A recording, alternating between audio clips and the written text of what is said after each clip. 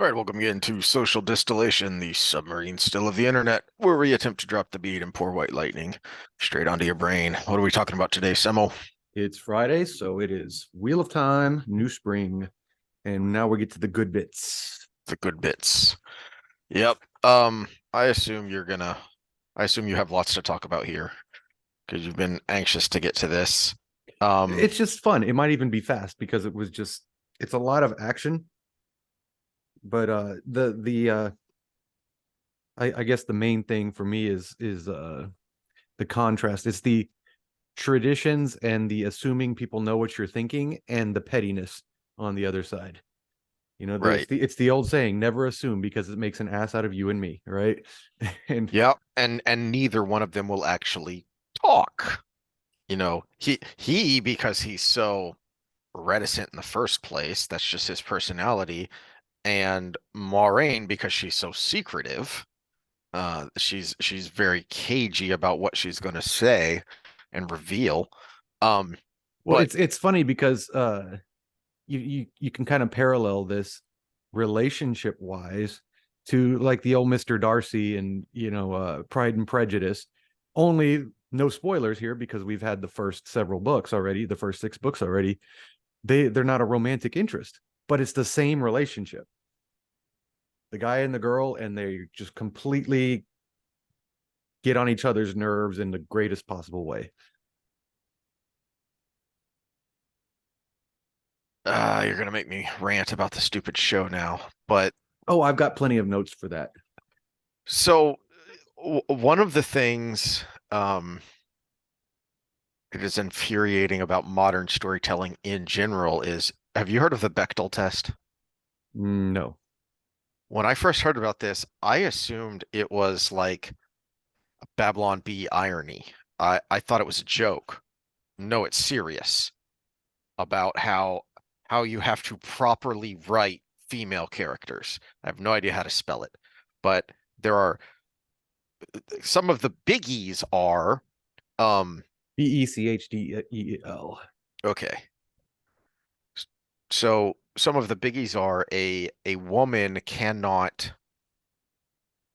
learn from a man, basically. She cannot receive her power or position from a man. It's one of the reasons they ruined She-Hulk from the very beginning and changed her origin story. Because in her origin story in the comics, uh, she was dying and Bruce didn't have any other choice but to give her a blood transfusion from himself because they're related, and so that would work. But he was afraid because he had no idea what his blood would do to her because of, the Hulkness. And that's how she gets her Hulk powers. Well, you can't do that. She can't get her powers from Bruce in the TV show because that wouldn't pass the Bechdel test. That would be problematic for modern audiences. So she saves him from a car wreck and accidentally gets some blood on her. And that's how she gets her powers in the show. Well, it's Wait, hold on. I'm going to bring it up here. besides being asinine, This that ruins an established character. this is dictionary.com. Hmm. The Bechdel test is an informal way to evaluate bias against women in films and other media. A work is said to pass the Bechdel test if one, it has two named women who two talk to each other about three, something other than a man. Mm. And so you just brought up She-Hulk. Remember that scene where she's talking to her secretary, or was it a friend in the office, a secretary in the office? Both. Yeah. Both. Yeah, yeah. So, they got right out of the way to pass the Bechdel test. To we don't need no man. Hmm. We're boss bitches, and yeah. So they jumped right out at the gate. But apparently, it showed up first in a comic called "Dykes to Watch Out For." Oh, jeez. The work needs to feature two female characters who talk to each other about something other than men. There's a lot more to it too. I don't know if it goes into it in this article, but um, it goes on that, oh, there's a website. Lovely. Uh, she can't be maybe look further saved into by a that before the man. next Yeah. episode. Yeah. She can't be saved by a man. She can't get her agency. Basically, the female has to Well, have it's agency that comes probably all an from herself. expansion of the original intent. Yeah, The yeah. original intent is probably what came up there, and then there's probably amendments to it. But And it's what brought concept creep. It wasn't Mhm, enough anymore to have that first part. mhm. It wasn't enough anymore, so we had to add something. Well, that's not enough anymore, so we had to add something. Yes, like we didn't already have the Golden Girls, which were awesome, and it wasn't all about men. Blanche was all about men, but that was her character. That's what made her fun and funny. And that's what Um, made her stick out from the other yes, characters. yes. So what brought this to mind is that in a sane and rational viewing of this work, these would be perfect for modern sensibilities, these two characters, because of what you just said. They have a completely platonic relationship, and she's the one in charge. Now, it's a little bit of a first among equals because he has no qualms about, especially in private, speaking his mind and telling her Well, what's what as far as he's this is concerned. a theme for Lan throughout the entire books. He is submissive in public, but manly submissive, not Hmm. bowing and scraping.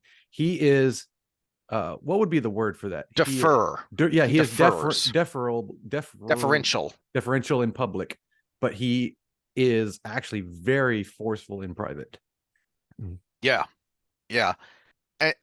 And it is when you actually care about the characters and the story, and you're not trying to tick boxes for some postmodern ideological lunacy, you make a better story.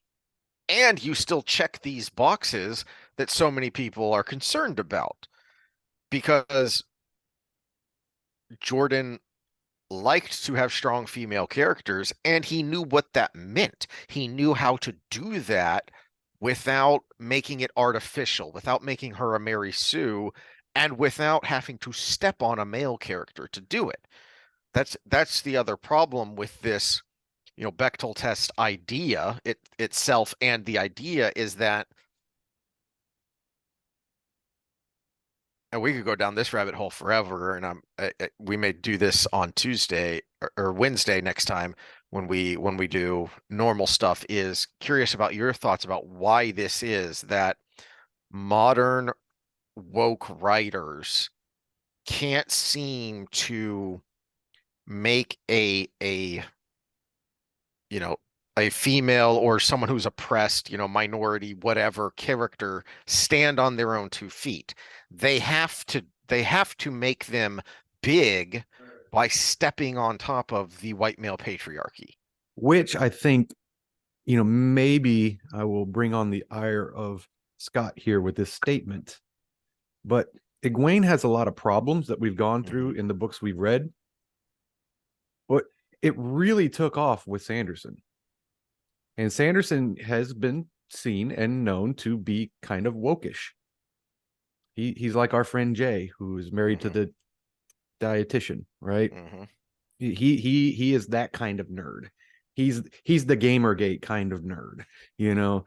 So he probably wrote the rest of Egwene to kind of check some of those boxes. She a boss bitch now. Mhm. Gawain is a Oh, simp. yes, exactly. That I mentioned this when they finally met in, was it Fires of Heaven or Lord of Chaos, where he shows up in Karheen. It's Lord of Chaos because he's with the ambassadors. And it should be a really good scene because, especially when you think back to kind of the puppy love from The Great Hunt, and it was so unsatisfying because I know how it ends. Yeah, the puppy love from the Great Hunt, but also even the scenes from Fires of Heaven. Is it Fires of Heaven when they're back together? Uh, who, Or Gawain Lord of and Chaos? Lord of Chaos. Gawain Lord? and Egwene. That's Lord of Chaos, yeah. Lord of Chaos. He is still actually very stoic in those sections. He wants to canoodle and everything, and he wants Hmm. to, give his, make clear his intentions with her. But he's also very in charge when he's like, no, we have to do it Yes. here. We can't do this. We can't do that. And we're going to meet in this way and we're going to do it this way. So Hmm. he actually still was. In fact, I think there might have been a little bit of kind of paralleling that Lan Moiraine relationship with them in Jordan's writing. But then it Yeah, just completely flips, but we don't get them again together till after Sanderson takes over. exactly. Exactly. That's a really good point because when the second time they meet, there's that scene where he kind of comes out of nowhere and grabs her arm and is leading Mm-hmm. her away, and she gets all indignant, and then he gets down in her ear and whispers, basically, the Aes Sedai know someone tried with the power tried to eavesdrop them on them, and they're looking for that someone. We need to hurry up and get out of public without attracting attention. Mm-hmm. So that is a Whereas very in good in parallel. the version that passes the test, she would have felt them feel her. There would have been no Yes, need for an she would have taken the intermediary. lead Yeah, there. Mhm. yeah. Yeah, which makes for a weaker story because you don't have a collection of strong characters. You have one or two strong characters and then a bunch of, as you put it, simps.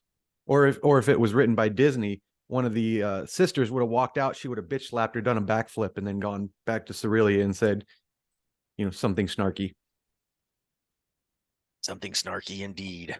Yeah. Um, but and that's what brought all this up was thinking about uh one of the many odd choices in the Amazon adaptation of Wheel of Time was Lan's butt. It Why? It was a weird choice. It was out of nowhere. I got to thinking here as we were talking out loud of, was that their way of showing one, that it is completely so platonic that they can be naked in front of each other and there's no romantic urge there. And also, just their, you know, look how progressive and non-prudish we are making this society, even though that doesn't fit with Mhm. any sort of logic or the source material. And I mean, it would have been more believable if it was like a Owen Wilson and Jackie Chan in Shanghai Noon, where they were in at least separate bathtubs and having a good conversation. I was thinking about the end of Maverick, which is a I great movie. I still haven't watched it. What? I'm just not that into Top Gun. I'm sorry. No, no, no, no, no. Um the Mel Gibson, James Garner Western Oh, based I on the haven't old seen it. TV Well, I'm show. also not super into westerns. I like the old school spaghetti westerns, but uh yeah. It's a Tombstone was good, but it's just not my genre, I it, guess. it's a comedy. It's not one of those kinds of westerns. It's a western in setting, but it's a comedy. Oh, then I might like it then. I do enjoy Um, comedies. but back to the story, we're seeing the beginnings of all of those things that we talked about, and yet Jordan makes them both strong yet flawed. Their weaknesses aren't um I think the best word is the word you used, a simp. It's they're not weak because they're simps. They have weaknesses that are flaws in their character.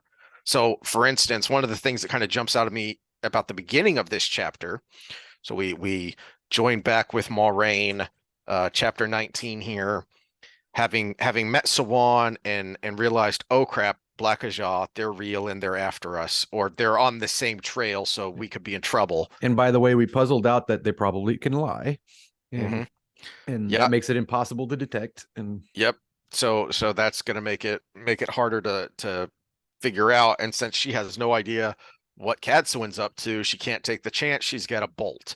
So she skedaddles, which, you know, again, Jordan crafting believable characters here. We see how sharp her mind is, that she grasps what's going on, she makes a plan, she executes it very quickly, very calmly and efficiently to get out of this situation. But she's still kind of immature and arrogant. And Mm-hmm. one of the things that really jumps out at me about that is this idea that and the contrast, because remember when Cadsuin calls her this porcelain doll must be Moiraine. Was that Cadsuin who said no, Uh, it was the blue eyes and ears who came up and said, yeah. "You must be Swan," which makes this porcelain doll here Moiraine. And she gets all, her inner monologue is all indignant, but she's kind of using the porcelain doll thing here of there's no way these three men, these three, you know, armed, muscular big men would see me as a threat. So I'm just a dainty little woman out here by myself. I'm Mm-hmm. not a threat. I'm going to be able to sneak up on them. They're not even going to think about me unless they think of doing me harm. Except, and this is her naivety, because any man who is from a dangerous area is suspicious of the person in the dangerous area all alone that looks Especially a harmless. dainty woman by Yeah. herself. I mean, it wouldn't be far fetched to just say that they would assume she could channel how dangerous it is in the borderlands, and they even go through that as she's traveling with them. They're talking about a Trolloc raid in one of the towns. Mhm. How dangerous it is to be in the borderlands alone, bandits, Trollocs, just the weather, wild animals, all of that. They wouldn't be far-fetched to just assume, if I was one of those men, to say she probably can channel and she's dangerous. Or else she's bait and there are 30 bandits Yeah, hiding yeah, or in the something woods like that. behind her. Yeah. Yeah. Yeah. So, uh, she's She's thinking of being a dainty little girl in Karheim. exactly. Yeah. In or and in the White Tower, in civilized areas, she can use that to her advantage. Um, all right. And then of course, when she does sneak up on land, she gets thrown into a pond. This is my first note, the problematic part. He straightened, raised his arm, and oh, Jordan, your strength difference between men and women. Because what did she try to do when he grabs her to take her out of the pond? She tried to physically throw him into the pond, and he didn't budge. It wasn't even he fought back, he just didn't move. Hmm. And, from descriptions, she's probably about 5'2", 110 pounds, which would make him a good foot and couple inches taller than her and over double her weight. Oh yeah, easily. Yeah. And we're not allowed to talk about this, but the differences in physiology means that weight is more impactful because his bones are denser, his muscles are bigger and denser, and he's just not even going to notice her try Mm-hmm. and move him. And this is where the first instance of kind of the assuming people know what your culture is kind of starts, because this is what sets it off. It's not that he did that. It's not even that she couldn't get him back right away. And he even gives a little hint of why he did it. Unwise to try separating a man from his sword. Hmm. But because he doesn't meet her eyes, which is a thing with the Malkerie men. They don't until they're already given permission from the female themselves. She's thinking he's like laughing on the inside, and he's Yeah, he's holding something back. But he's it's a hiding cultural something thing. from me. Yeah. Hmm. And realistically, I would suspect somebody who wouldn't meet my eyes too, unless I knew their culture didn't do that. Right. So there's that as well, but she's also uh I mentioned this last time or the time before that I hadn't really noticed this before of how similar Nynaeve is or to Moiraine uh when they start out. And Egwene is especially bad about this, but all the girls do it because this is something women do. We're not allowed to talk about that, but it's true of thinking assuming the assumptions they make, especially about men, are negative. They're the kind of the worst case scenario Mm-hmm. of, especially when it comes to Rand. They're always assuming the worst about Rand. And that's what Moiraine is doing here. And Nynaeve does it as well. It's one of the reasons she has a temper because she's assuming that people are looking down on her, prejudging her, not respecting her. And and that's what Moiraine is doing here, basically, even though, as you pointed out, uh here on 250, unwise try separating man from his sword, he said, and after a glance at the colored slashes on her dress, added, my lady. I mean, for crying out loud, even if you don't know the culture, it could just be that he's a commoner and you are a noble of some high rank, and so Hmm. he doesn't think it's appropriate because that's certainly a cultural thing. I mean, heck, you see that in Karheen when we actually get there about how much higher the nobles stand above everybody else, above the commoners.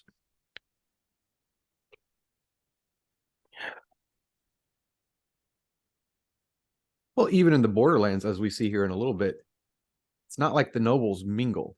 She gives actually a description of the class system in the area by describing the areas she goes to. Yes.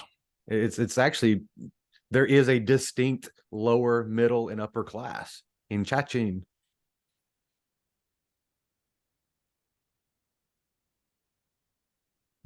Um, yeah, I love the part that you mentioned, the muttering under her breath, she splashed awkwardly to where she could take his outstretched hand in both of hers, and heaved with all her might.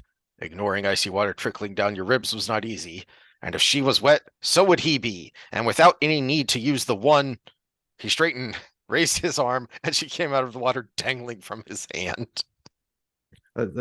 These this I've told this story like 10 times on this channel, but this reminds me again of the time I learned weight classes mattered in MMA because I had a perfect armbar setup and he bicep curled me. There was Mhm. no leverage. It would leverage and technique meant nothing. He just went, and then that also is where I learned the lesson. When that happens, you let go because then he went, Bonk. yeah. And then I woke up later. Yeah. Yeah, I had a little bit of that in um where I was training before I left Stillwater because we had a guy there he was probably like 6'3", 6'4", 300 pound corrections officer.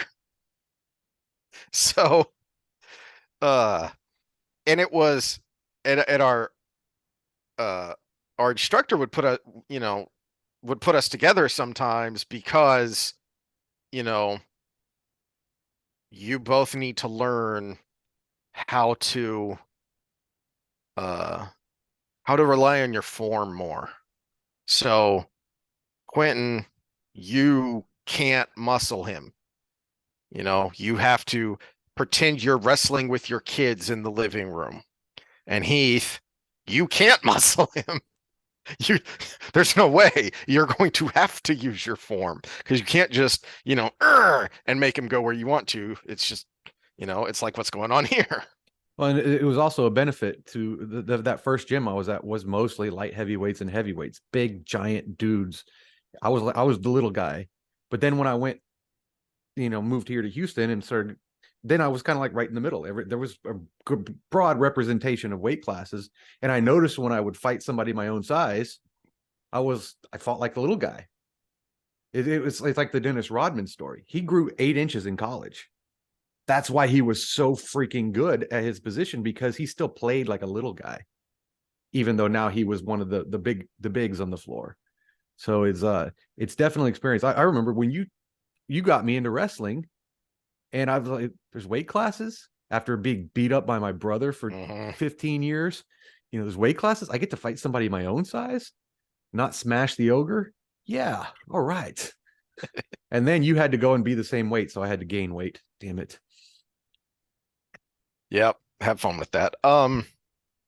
So back to Moraine and her negative Nancy-ness of so moving on, after he pulls her out of the water, I'll start a fire and hang up blankets so you can dry yourself, he murmured, still not meeting her gaze.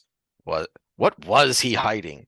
Or perhaps he was shy. She had never heard of a shy dark friend, though she supposed there could be some. It- how about a little benefit of the doubt? How about a little recognition of his politeness?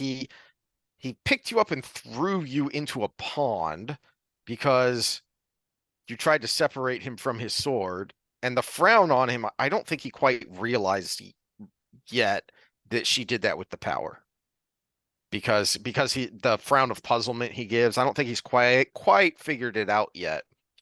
But then once he has neutralized the situation and seen there is no threat, he is being incredibly polite and deferential and doing things for her. I'm going to build a fire. I'm going to set up some blankets so you can undress and dry out in private. And she's still in that one track mind of he's hiding something. Now, granted, she's on edge because of what happened, what her discussion with Sawange. So she's already on edge. But then again, he is too, because they set up this little ambush because they were wondering, is this another assassin sent after me?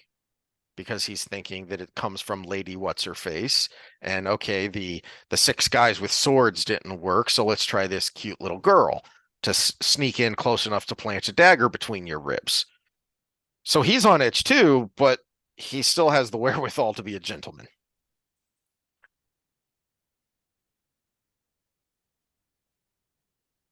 Not only that, in so much that he stands up to one of his colleagues. Mm-hmm. And basically we get the impression that it wasn't that Ryan wanted to force his way to be able to watch her. It was that his honor was insulted. Yes. Lan even brought up the accusation. And Mm-hmm. then this wonderful game of sevens, which sounds like the old put your hand out and I'll see if I can quickly stab around your fingers without stabbing you. Yep. This is the kind of game they play. But would you expect anything less for a people who peace is such a utopia, such a dream that that is how they formally say goodbye to each other. Well, but there's also a degree of camaraderie to it, a Mm-hmm. band of brotherhood, because you don't play this game unless you fully trust the person that you're playing against to not purposefully hurt you. Mm-hmm. In fact, they'll err on the side of not getting too close. What? Can't say that out loud. You could say, So okay, when we were kids, we played a game called Smear the oh, yeah, yeah, yeah, yeah. and yeah, you were trying to put a welt on someone's backside with that tennis ball, but you weren't trying to hurt them.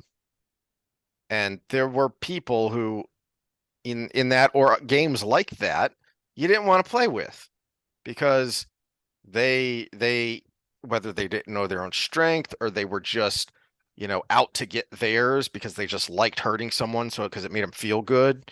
We would do the same thing with basically a Royal Rumble with a football where everybody's trying to tackle the guy who's got the ball. Well, we go back to MMA training. Grappling is one thing, but sparring is a knife edge game because Mhm. one person hits a little harder that time and then the person retaliates a little harder and then all of a sudden you're going full on. Yeah, and even if it's an accident, like someone almost pokes your eye out Well, because you're yeah, both going at the same time. yeah, the first time is usually an accident. But then the retaliation, it ceases to be as much of an accident every time until again, you've got pretty much full on fisticuffs, only headgear on. It's there were people always more likely to elevate the situation as well too. So you kind of figure out who those people are in the gym, and with good reason they tend to get a little shunned and as having too much of a temper. Mhm. We've talked about this in our other episodes when we've talked about the differences between men and women, not just, individually, but how they react in groups. And one of those things is the way we insult each other. That's to insult comedy is just that's why there are so many insult comics, is because that's just the standard guy way of doing things. But you often have that one guy who takes it too far. And that's part of being a male group is that somebody has got to say, dude, no, It's kind of like the story you shared after the Will Smith slap that I hadn't heard before of Jocko talking about this. Mm-hmm. That that was their way in the teams, in the SEAL teams, of saying, back down. Yeah, a That slap that was a was their warning. A slap uh, wasn't an assault. it, Yeah. it was a wake-up call. If you hit someone with a closed fist, that was a fight. Mm-hmm. Just funny because we saw it in sport pancrase. You had to have an open hand on your attacks, but once somebody closed a fist, it wasn't that they got disqualified, it's that everybody could close fists. It's almost like, really, we have this sport of fighting where it's not even really a real fight till someone breaks the rule. Mm.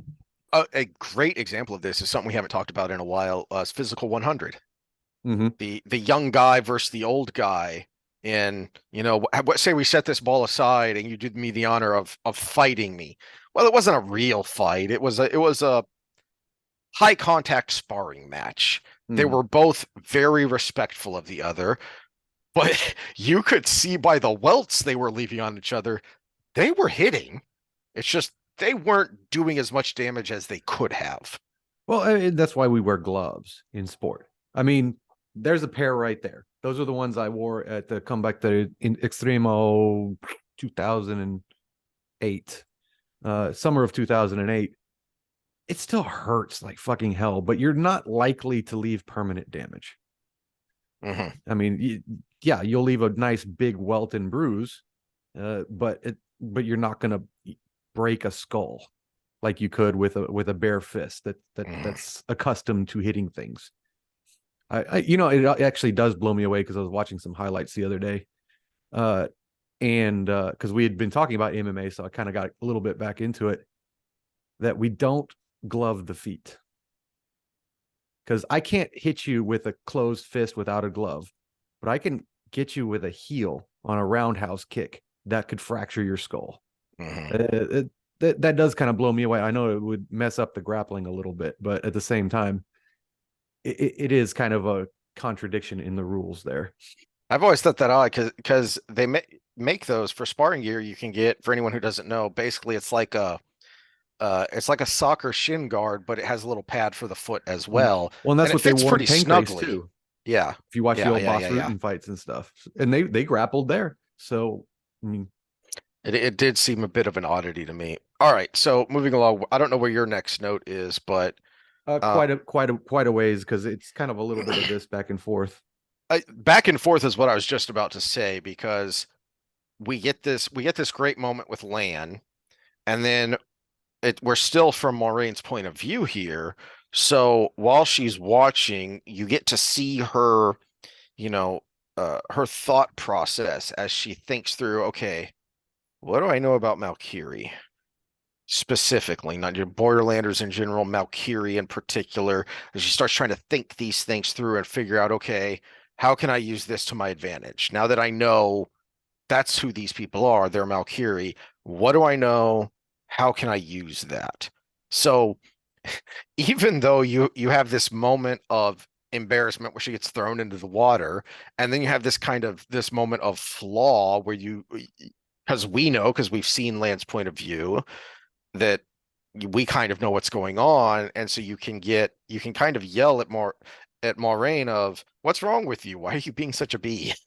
But she's still a strong character. She's not just flaws. She has some incredible strengths. And so she thinks this through and is able to figure out where is it? Yeah, 252. I claim the right of a woman alone. So there's a this is also though part of the flaw because now she doesn't know the details about why Lan won't meet her eyes, but she's able to figure out, oh, Malkerie, what do I know? About the way they protect women, their honor code. So she knows some of it. She should be able to figure the rest of it out, but she's she's locked in with ego Mhm. because she was Well, but embarrassed and she wants to get hers back. she also messes up in that same paragraph by offering them money to do so. Mhm, mhm, mhm. She She claims this whole thing of honor and then insults them with a contradictory statement. as Mm. she thinks here there at the end of that paragraph, she was not really sure about this ridiculous woman alone business, but silver caught most men's attention. So she thinks it's stupid. And it's Uh, funny. I actually have a book up here facing forward, Better Angels of Our Nature by Steven Pinker. And in that he talks about the whole book is about how we were more violent in the past. And Western world is actually pretty damn good. mhm. And he actually brings up the old chivalrous knights. You could go from one side to the other without being bothered. He's like, yeah, that only applied to like virgins. If you were married to another knight, you would be abducted and raped and then sold for ransom. So Unless you were had enough position that you were worth a lot. that just made the Yes, ransom more. exactly. But Is that was one of the ways they jockeyed for permission, was hmm kidnapping each other's women. So hmm it's not a woman alone, it is a specifically pure woman alone, and you better hmm have proof. Yep, yep, yep. Um, uh, same thing with the men as well. Is there was an honor code amongst the knights, amongst the nobility, but it was just for the nobility, and a lot of it was because of that position, power, and wealth. Is there was an exchange there. There was potential gain to be made. So you know, I don't want to close off this potential avenue of profit. Yeah, Um, the old knights would get all armored up. You talked about class, get all armored up, get on their horses who were all armored up, and just kind of wade through a bunch of peasants in a fight, and then decide they've had enough and go back, because there was no weapon the peasants had to kill them. So until the crossbow was invented, and they tried to ban crossbows as a weapon because, hey, that made this fight fair. hmm hmm So one of the things that a lot of people know the basics of Agincourt, uh, mostly about the British longbowmen cutting down the French knights. One of the things that's not known about that is when the French knights charged, they trampled their crossbow mercenaries because the crossbow mercenaries, one, they were commoners or they wouldn't be mercenaries, and two, the French knights were annoyed that they were retreating without having really done much significant damage to the English. And so they just trampled them. All right. Help! I'm being repressed. I'm being repressed. Look at the violence inherent in the system.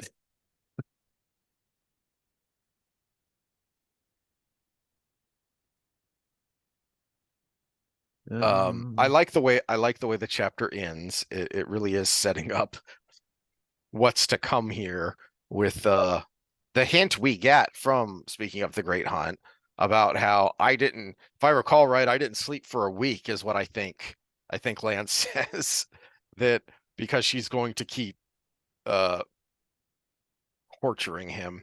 But part of it is his own stubbornness. Uh, Land made no attempt to dry off. He started to choose a new spot for his watch, then stopped and sat back where he had been in the mud and water. She might have thought it was a gesture of humility, only he glanced at her, very nearly meeting her eyes this time. If that was humility, kings were the most humble men on earth. Well, and he and is one, remember, but the stoic Land we know is very young here. Mhm. He's trying very hard to be stoic. That's a good point. That's a very good Yeah, point. yeah. Yeah, we saw that at the very beginning in the opening chapter with him and the trying to keep his temper in check, trying to think, well, different people have different customs, but then at the end saying, we are going to have a very serious but polite conversation about hammers and anvils. Well, and so this is where a lot of setup comes in too, because earlier in the book we get a lot of chatter about Moiraine and Swan pulling pranks, and except for the Elida angle, it's kind of very irrelevant to everything else. It's just extra pages taken up until you get here, and you see that those were unprovoked pranks. Now she's got a burr in her skirts, and she's ready to do anything to facilitate her ego. It's it's something I hadn't really thought of before. I just thought of is that it's kind of a lighthearted way to show how dangerous she is. Mm-hmm. Because look at how much thought she puts into these. And then the effort that it requires, Well, physically, and mentally, and she's a then with the blue. power. She Hmm. has picked a direction, and she is going to just basically tease out every way to succeed. She is a dog with a bone. And she Yep. said, "I'm going to make him acknowledge his throwing me into the lake." And so she set out to do it, and she's just going to keep going. There's nothing going to stop her. Hmm. All right. All right. So where's your next note? So on to chapter 20, where we switch back to Lan's perspective. Yeah, So we not till get 273. So I know there's a little bit that happens between then and here. Uh,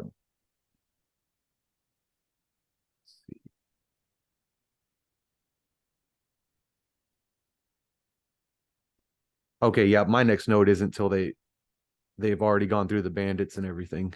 okay. So, Um, well, let's get right to the bandits because that's when okay. she lashes out. All right. Before we get there, Okay. the Lan's point of view here, I like that we get it's not just that she's it's not just that they're both very young, and so there is an element of pulling the pigtails and chasing each other around at recess here. So there is an element of that, but there's also um Lan's stubborn solitude in the same way that we saw previously how he wants to get back to the blight. He wants to get back to his personal war, and he doesn't want anyone following him. This is that's going to be his grave and his grave alone.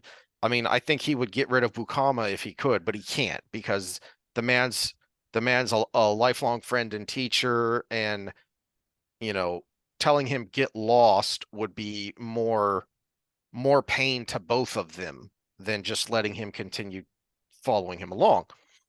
Um, so we get some of that on page 256 here, where Ukama is kind of is still in the even though he's deferential because Lan's the king and he's the sworn vassal, uh he's still teaching. And it's also because it's a matter of honor. It needs to be no the point of honor needs to be made and it needs to be adhered to. So, Aes Sedai or not, a decent man follows certain forms, he muttered as he tightened his front saddle girth. It's a matter of common decency. Give over, Bukama, Lan told him quietly. Bukama did not, of course. It's disrespectful to her, Lan, and shameful on your part. An honorable man protects whoever needs protecting, but children above all and women above men. Pledge her protection for your own honor. Lan sighed. Likely, Bukama would keep this up the whole way to Chachin. He should understand. If the woman really was Aes Sedai, Lan wanted no more strings binding him to her. Bukama had already tied one, but his own pledge might lead to worse. If she was Aes Sedai, she might be hunting a warder. If. If. And this is where we have to say out loud again, modern feminists, we don't hold the door open for you because you can't. We hold the door open for you so you don't have to. Mm-hmm. That's just the way it is. It is a gesture of slight. It's the slightest gesture of sacrifice. My energy for yours. That is part of the whole mating game in general when it comes to men and women. That's a good point. And what was it that there was? So I think it's in the Great Hunt where Rand is thinking about, uh, the kind of the things he'd learned in the Borderlands, and there was this saying something to the effect of a man would take a dagger's wound before insulting a woman. So there is an escalation there as well. And what it made me think of was the old way of doing things that I wonder how many people would still do it this way? Women and children first. Mm-hmm. Most of the survivors of the Titanic were women and children because that's who went on the lifeboats. Because that's just the way it's done. All right. Now to the bandits. What page was that? It is two.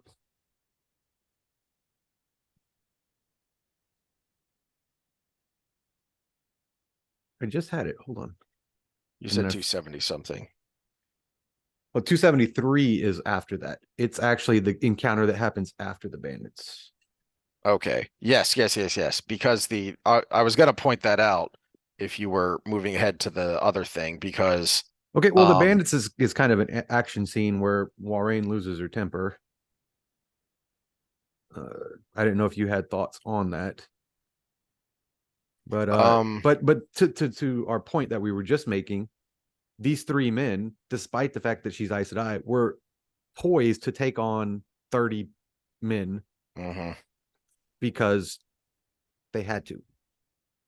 Yep. So 265 is what we're looking at here. Mm-hmm. Um I mean, Bukama says it so simply and quietly and calmly, and that I mean, he speaks for all of them. Of 23 behind at 30 paces, Bukama called, no bows, on your word. 3 against 23, but this is just the way it is. Yeah, the water's freezing and I can't swim, but women and children first. Mm-hmm. You know, women and children in the lifeboats. Well, and it's I remember my uncle who was a Green Beret talking about special forces training, and it really was, the it's very physical, but at the same time, the physical part of it was the least part of it. It was to create somebody that if they're in Panama and there's 30, you know, drug running thugs down below them and there's no way out, they're willing to go in there and just see how many they can take out before they're done. Mhm. It's I'm not going to live, but I'm not done either, so let's go. My uncle talked about that with ranger training, which he would have been in, way before your uncle, because this was before he went to Vietnam. So this would have been early 60s. And it was the same philosophy that continues on down to today of one of the major things that they do to you in ranger school is food deprivation and sleep deprivation. Mm-hmm. Because they want you at the your extreme physical limits so that you get in that mentality of I don't care. I'm still pushing through.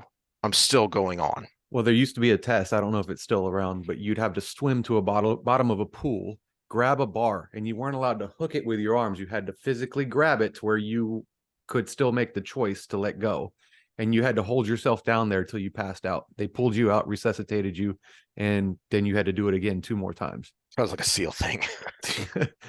Oh, All but yeah, right. it was the I'm going to hold on to. Mhm. I am going to purposefully do this thing, and that's kind of what we have here. There's 23 of them. Yeah, we're badass Malkerie, but there is 23 of them. Mhm. Well, you And there are it's also 23 Borderlanders. We look at this as just a yes. bandit Yeah, yeah, situation. yeah, yeah. I mean, these bandits are like every other nation's bandits on steroids. You know. Yes, because not only do they occasionally have to undoubtedly run into Trollocs and have to deal with that, and because of that, they've probably been learning from a earlier age how to fight, but then the guard are people who fight Trollocs, so they have to deal with that too. Um, so on the bottom of 266, then is Moiraine still being very young and naive, and um, we see there's an element of Elaine here too. We see this mentality with Elaine quite a bit of you had no right to let them go, she said indignantly, anger flashing in her eyes as she did her best to skewer each of them with her gaze. She reined her mirror around to make certain they each received a dose. Had they attacked, I could have used the one power against them. How many people have they robbed and murdered? How many women ravished? How many children orphaned? We should have fought them and taken the survivors to the nearest magistrate. Lan, Bukama, and Rin each took turns trying to convince her how unlikely it was that any of the four of them would have been among the survivors. Yep. Moiraine, I've said And this to my before. point, the bandits would have fought hard to avoid the gallows, and Avoid sheer the. numbers did count. Yep, yep, this yep, yep. this is again one of the most badass people on the planet, and he's like, yeah, the numbers count, honey. hmm Um, I've said before, kind of just hinting because not wanting to spoil, but we get to I like that we get to see who Moiraine was before the Moiraine we met in Eye of the World, and we see how different she was. But I also like Jordan does such a very good job of showing you how she became hardened and why, because she has to grow up very fast and very painfully in this book. And this is just the tip of the iceberg. This is just the prologue to the pain she's going to have to undergo to learn that the world does not work the way you think it does or the way you want it to. All right, moving along. Where to next? uh it's just post the other altercation, so if you want to talk about that, hmm their cohort that tried to kill them. Yeah. And this scene was slightly confusing at times, but I kind of got the point. But yeah, I couldn't tell if it was implying that this man was a dark friend or not, but he hmm obviously, I mean, he's Malkerie, but he's still trying to kill Lan. So, and this is where I don't want to say it now because it might be spoiler for the end of the book, but who hired him and why, and then because of his customs, they never like dig in. Yeah, yeah. Well, as soon as she heard those words, Maureen dug her heels into Arrow's flanks to gallop the short distance and flung herself from the saddle, already preparing the weave for healing. She certainly thinks that the would-be assassin references here was the Karhinen that was after her in the White Tower.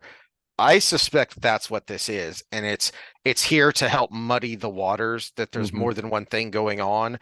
We do have the Black Ajah, the Dark Friends, we have that going on, but we also still have Moiraine being a potential claimant to the throne of Carahine, and somebody doesn't want her to do that.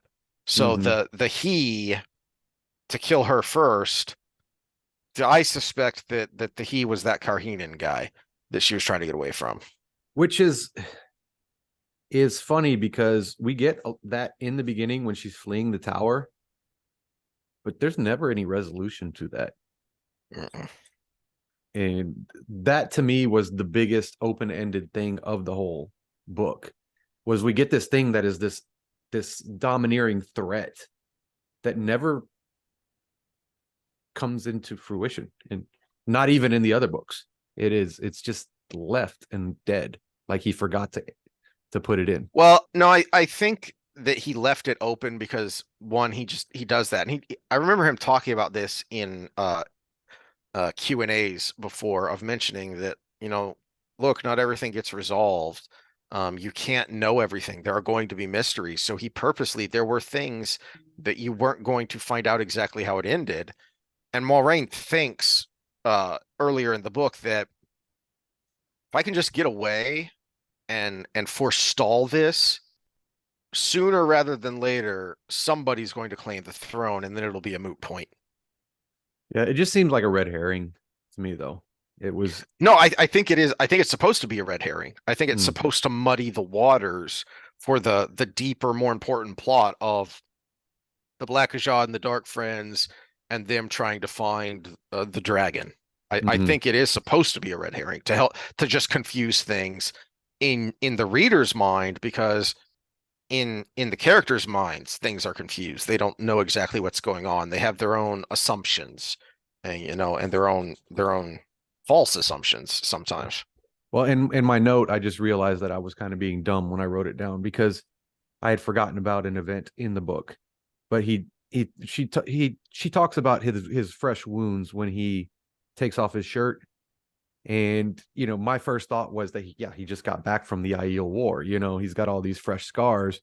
But then I forgot that we also just had him in a fight with six Yeah. men. Yeah. And so that was probably the more likely explanation. But yeah, he's been around. Oh yeah. Yep, yep, yep. All right. Um, let's pause for a second here. I got you. All right. So chapter 22, keeping custom. We'll make this the last chapter today, and then we'll be able to finish up the book next time. But this chapter is important because it ties in to all the land things we've been talking about. Oh Tell dear. me if you didn't get this impression with the description. Kind of, yeah. Yeah. Yeah. I mean, just 3 layers instead of all the layers, but yeah, that was the first thing that came to mind. I was like, was he kind of like throwing a little Hmm. uh Homage to Tolkien. homage to Tolkien, but also we talked about the class system. This is exactly if you had a structure like this. Well, Hmm. if the Trollocs break through, who's on the bottom? Yeah, and then who's in the middle, and then who's on the top, and it probably has to do with income. Must be a king. How do you know? He isn't covered in shit. Yeah, exactly. Yep. All right. So, uh, Lan is kind of blunt and rude, as he said. All right, the pledge was protection to Chachin. We're here. So long. Get out of here before before you make me your warder or something else annoying. And then to the palace he goes. And uh, he has the thought of um, where is it? Yeah, 278. Oh yes, if Adin was not here now, she had been, because of the way people are treating him. And even the Chatayan, the kind of the head servant lady curtsies to him, which he finds especially odd. Um, uh,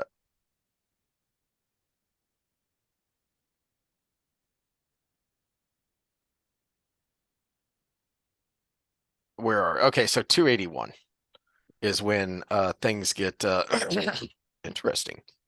Bottom of 281.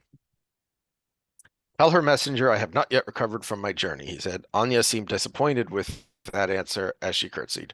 Courtesy demanded he be given time for that recovery, as much as he required. But in less than half an hour, by the gilded ball clock on the mantel over the fireplace, Anya entered again, carrying a letter sealed with the crouching lioness impressed in blue wax, a crouching lioness ready to spring. Adin's personal sigil, and worthy of her. He broke it reluctantly. The letter was very short. Come to me, sweetling. Come to me now. Yeah, so throwback to what we just got through in the last book with Dylan, you know, Hmm. except it was Duckling, not Sweetling. That's a good point that I had not thought about that, especially thinking of it in terms of where we just left off when this book came out, when it was published, that there's definitely an interesting parallel there, that same but different. Mm-hmm. Uh, similar customs, even though the cultures as a whole are you would look at them from the outside looking in and you would say, oh, these cultures are nothing alike. And yet, here are some similarities. All right. So I assume you have thoughts about uh this. Well, my notes to bring this up was this is one of those things that we get a great example of a society that has a custom for custom's sake. There is no good use for this custom other than that it is the way.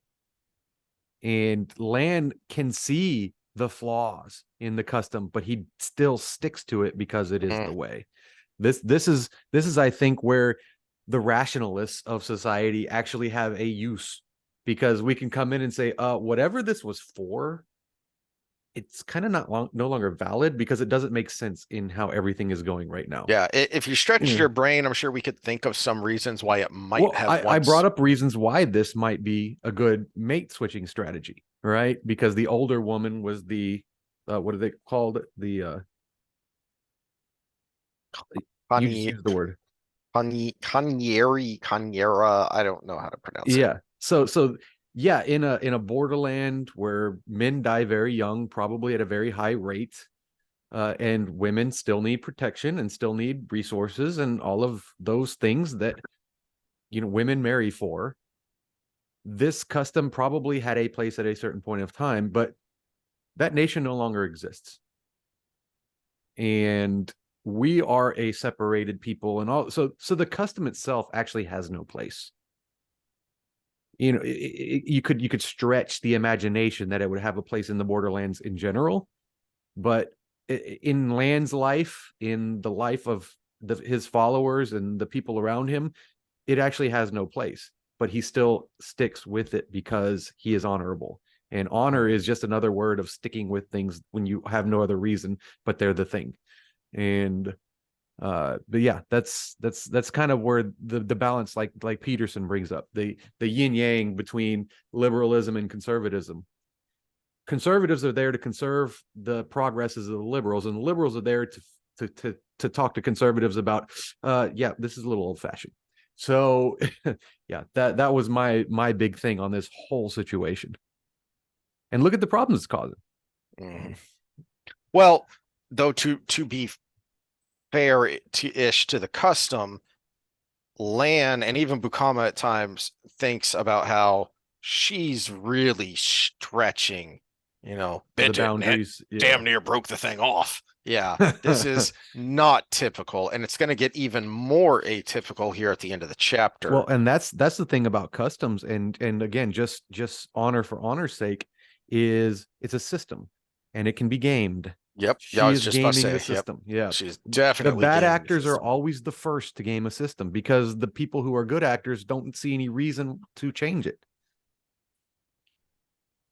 Yep, that's a good point. That's a good point. Um, She's probably got actually, borderline personality disorder, and I we was could just go down that looking. road. I was just looking at the Wheel of Time wiki because I thought they had pronunciation Oh, guides and they I need a good didn't. Amber Heard meme for this one.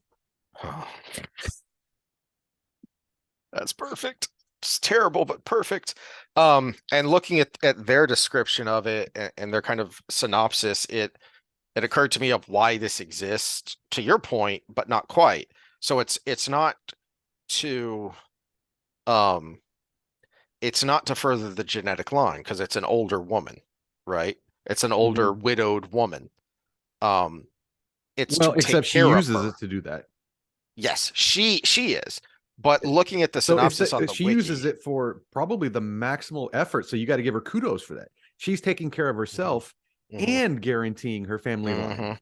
So I think the way it's supposed to work is here's the trade-off. I'll, I'll make a man of you. I'll teach you how sex works. And then you will take care of me in my old age. Mm-hmm. Because and one of the things it makes a point of is that you do not make demands on your Carniera, but you have rights and obligations to her. So I'm guessing some of those rights and obligations involve taking care of her. Yeah, and we need to have another sexy time talk coming up because I actually defend this behavior to some degree in that the overall philosophy we went over last time Hmm. in it, because there should be a place for Cougar Town because that is exactly why they do it. There is a reason they do it. Uh, it's not always good for everybody, but there is a reason, and people should have the freedom to act on these things to some degree, as long as no one's getting screwed up. As long as nobody's getting the bad kind of screwed from the situation, and only getting the good kind of screwed. Well, But she's look at doing it in a coercive way. This is not the proper way. This is not the I seduced you way. This is you have to do this because of your customs. right. So 286, the end of the chapter. Um, He stopped, still gripping the door handle. My lady, not 2 hours gone, you swore, she cut him off. And I will obey my king. But as the saying goes, a king is not a king alone with his carnura, whatever. Um, she laughed a smoky laugh, enjoying there's her no power over him. pronunciation thing in the back of this one. Uh-huh. I'll have to go through this book and actually learn the old tongue, and we'll come back to it. Okay. Speaking of tongues, uh, but to your point about gaming the system, and again the interesting back and forth, the way Jordan writes gender roles is there's a possessiveness here, that, and you see that in Lan's perspective and the way he thinks about this of she's treating him like, and he kind of feels like she owns him. This Daori Well, is a according to is their a, custom, a she leash. does. We see in these next scenes when she uses it, the way she uses it, she does own him Hmm. because it is a leash. Yeah, yeah. It is It just a even if it's frowned upon to be used that way, it is still this. And yeah, if I'm walking my dog on a leash, I'm not tugging on it to choke the dog, but I could. And that's the way it is. She's pulling the dog along instead of just letting the dog walk with her. Yep, yep. Where was it? Unwillingly, his eyes followed hers to a flat lacquered box on the small table beside the bed. Lifting the hinged lid took as much effort as lifting a boulder. Um, Duty is lighter than a feather, my mhm. friend.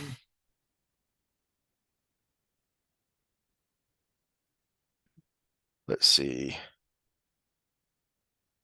All right. And so this is where, to your point, where she's doing both, where she's kind of bending the custom, but um Lan is quite scandalized here at her suggestion. Um, which I find interesting as well. Curious your thoughts on it, of where she calls him over and is looking down and points out her daughter, who is 17. Um, Which it took me a second to get the vision of Land from the other books out of my head because I had to remind myself, oh, he's he's only not a about middle-aged 25. man Yeah, now. Yeah, yeah, yeah. he's not 50 years old or whatever. Yeah, yeah. But I think at times she married anyway. Time you were married too, sweetling, duckling. I hadn't noticed that before. I don't know why until you pointed out the The parallel there. similarity in language. Mhm. Yeah. But here's where she's gaming even harder because of she's, I guess in her mind she's uh justified because since none of your female relatives is alive, it is up to me to arrange. So, kind of because of their bond, I think in her mind, she's able to justify pushing it farther than is normal because he has no female relations to do these other things that Malkerie tradition requires. So she's going to arrange his marriage because it's past time that he was married, and he gasped at what she seemed to be suggesting. At first, he could not believe. Estelle, he said hoarsely, your daughter? She might keep custom in her own way, but this was scandalous. I'll not be reined into something so shameful, Eden, not by you or by this. He shook the dory at her, but she only looked at it and smiled. Uh, of course you won't be reined, sweetling. You are a man, not a boy, yet you do keep custom. Perhaps we do need to talk, and then stuff happens. Fade to black. All right, so uh I was curious if you had any thoughts about well, why that would be so scandalous. That Lan is clearly shocked. I mean, he says that it would be scandalous, and he's clearly shocked that even for all as he thinks it, that um she pushes the boundaries of custom. She upholds custom in her own way, yet even he can't believe that she would do this. Yeah, there's got to be some sort of maternal aspect to it because yeah, I'm the first person. I'm the person that made a man of you. Now have my daughter. You Hmm. know, Hmm. That has, at least on the surface, even though it's not biologically true, an incestuousness to it. Hmm. Well, remember I talked about the Westermark effect. He probably grew up knowing her. So therefore you would have that disgust response because you grew up with this girl as True. semi-family, you know? And yeah, so it's no surprise if that was a situation that he would have that disgust response. And you would think that would be the response from everybody else, because when he was first made a man, she was what, 8, 9, somewhere around it? Because what did he say? He was like 15. Yeah, I think so. Yeah, That was somewhere 15. around there. Yeah. So we're looking at 10 years. So she was 7. So, and if they were that, if his Carniera was that close to be in that position, she was someone taking care of him, right? So you would imagine that he would be very closely linked to the daughter in a growing up sort of way. Hmm. So yeah, it actually becomes psychologically incestuous. It's not biologically, but it is Right. psychologically. Yeah. Yeah, and that's what I was thinking is the psychological Mm-hmm. part to it there. See, this is where Um, Jordan's amazing. I guarantee you, Jordan didn't know what the Westermark effect was, but he knew people, and mhm. he knew there was this thing that would trigger a response, and he wrote it into his book. Yep. All right. Well, any other thoughts before we go to the comments from last time? Let me see what my next note is. Oh, the next note is big. I guess I'll have to wait till the next time though, because it involves Moiraine, and Yeah. we paralleled her to Matt a little bit, and it's actually a spot in the book where she would be exactly the opposite of Matt in a Hmm. comparison. Hmm. And so that's why it's so big. So I'll save it for next time. Let me note that that's where we are. Okay. All All right. right. Spoilers and comments. Comments. Let's see here. Uh, let's see. It's easy to see why Moiraine chose to spend a lifetime away from the tower. Yeah, because as we were Yeah. bitching about the tower again. Well, and also Cadsuin, who they Mm-hmm. immediately butt heads, but that's probably because they're so much alike. Yep. Yeah. Moiraine and Catwin are very parallel as well. Have you ever entertained the notion of Guitarra Morosa might have been Black Aja? I don't think she was, but I cannot completely dismiss the possibility. So now we're going to get outside. This is true spoiler, because now we're going to get outside the realm of the books as written. I think it's a reach too, but just like you, Scott, I didn't discount anybody, because even Varen was a long shot, except that you just knew something was up. Uh, but I've got the spoiler book here, and in the spoiler book, the Aes Sedai that are Black Aja, he actually says of the Green Aja, but as we know, also the Black. And in her little write up, that's nowhere to be found. Yeah, So, I'm curious. You're gonna have to expound on that comment because I'm curious what makes you think that because that had never entered my head at all. well, because she was the one who got Luke to go to the Borderlands, and Oh, basic, and yeah, yeah. so because she having the foretelling, uh She could pull basically strings. facilitated so many prophecies. Yeah, Luke yeah, had to go okay. to the Borderlands. What was her name? Uh, Uh, oh crud. What's Rand's mother is yeah, also Rand's mother had to go to the Waste, and she was Tigraine, and yeah. she was responsible for getting those balls rolling. But I don't think she's a Black Aja. I think she was just a pawn of the pattern, Mm. which it would make sense someone with the foretelling would actually be drug along, kind of like the reverse Tavaren. Like they're Mm. kind of being pulled into the pattern, and which would explain a lot of Elida as well, who also had the foretelling. Mm.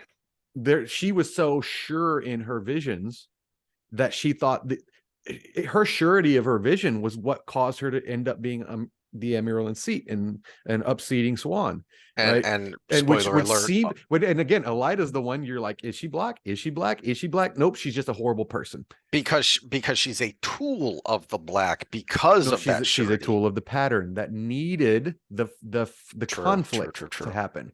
They needed the conflict to prevent the evil.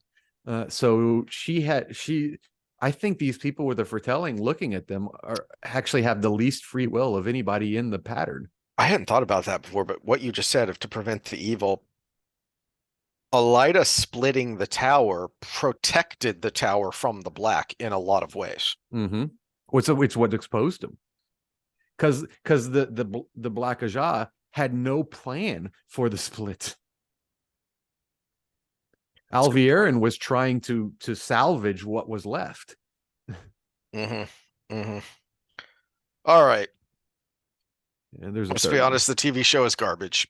Yes. Yes, it is. Yep, and we're about to get another 2 seasons of the garbage. This is a good point, though, and applies to the Rings of Power as well. That Rafe has no respect for Jordan's story. That is paradoxical on its surface, because it seems to be contradictory because he has talked about, and the two losers, morons who were the showrunners for Rings of Power talked about what big fans they were of Tolkien. Um, and who was it? Was it Rafe or somebody that I remember reading about how they uh uh they waited in line to get the last book and they sat down in a pub and they read it all the way through at one time. So you're a fan. That doesn't mean you understand it. That doesn't mean you Mm, respect it. You just you like the feels that the world gives you. But that doesn't mean you respect it. You can have a friend, you can have someone you hang out with that you're a fan of because they're funny or they always buy the drinks or whatever. That doesn't mean you respect that person. You see that plenty in mm-hmm. real life of that someone who hangs around with a crowd or with someone, just for the fun, but they don't really respect that person. Yeah. It's the nature of the environment as well, though. I Hmm. still the little bit of the benefit of the doubt I'm giving is, yeah, maybe he does believe some of the things he's doing, but there's also the fact that he has to. Hmm.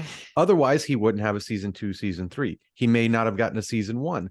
Part of the interview process for a showrunner probably included a lot of Yeah. diversity, equity, inclusion statements. And if you are a believer, then you're going to think, well, uh, this was really good, but Jordan was a product of his time, and we can make this better.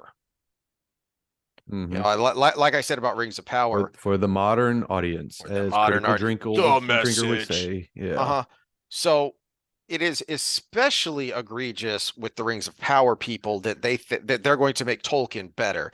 Because I pointed out this stat a number of times, and to me it is mind-boggling and hilarious that the I believe this is for the trilogy, the Lord of the Rings trilogy, Fellowship, Towers, Return of the King. The only book to have sold more is the Bible. In multiple languages across the world, the only published work to sell more is the Bible. And you, in your postmodern arrogance, thinks you can make it better. What have you done? What have you written? What have you produced to give evidence that you actually can make it better? Well, and also let's not forget, this is not just me being cynical. This is the way it is with activism. The worse it is, the better. The more it will piss off the purists, the better. Yeah. And we don't know if it's Rafe. We don't know if it's other producers. We don't know if it's the directors, because there's several directors in this. And actually, I'm going to go back and make a note of who was which ones, because Mm. there are, as I rewatched it, there are favorite episodes. There are episodes in those 8 that I was like, Significantly better than others. that Yeah. were significantly better. So I want to see what the difference, if I can put a pattern with the directors as well. Mm. Like episode 2 was probably the best episode of the series. And there were many problems with it, but Arid Hall was beautiful, the scenery. Uh and yes, you haters out there that why would Matt steal the dagger? That's just so selfish. I'm like, yeah, that's the point. That scene was actually done well because that's the point. He saw shiny. Hmm. He's easily distracted. That is his character. Yes, he's a great guy, but he is very easily tempted in some ways. So he is but did I send you my meta vision on Matt? Because Oh, we talk about about how he's yeah, because we talk about the the pattern and fate. We needed the dagger to be taken because we needed that duality of evil. And if the pattern was to spin somebody out to take it, it was the guy who was best able to resist it. And it was Hmm. actually the show that had a line in it that Moiraine says, where she's actually using the fact that he survived that long as evidence that he could be the dragon. And that Yeah, wasn't in the books, but I was like, that actually hits a meta point that might be in the book. but they do comment on that. I don't remember if she commented on it at the end of the Eye of the World or if it's when um they're healing him in The Dragon Reborn about how remarkable it is that he carried it so long and he's not dead or fully corrupted or whatever. Mm-hmm. That's a Yeah, good point. yeah, because there are some things that in his character that parallel some of that paranoia and stuff, but they're different in heart. He's paranoid just because he's afraid of getting caught, or he's kind of a mischief, and or he just doesn't trust women because they've always been out to get him in every way. He's not paranoid in the way of the whole world's corrupt.